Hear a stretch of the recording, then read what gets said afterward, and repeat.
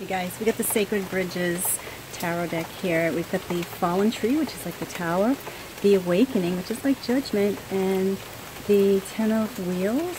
So what we basically got here is that when it feels like everything hits the fan and lightning hits, it's actually for the purpose of creating an awakening, making us realize a truth, an epiphany. And this is actually something that is a great reward for you. So don't see it as punishment, because it is actually something that is a great gift. There's our lightning hitting. Have a beautiful day.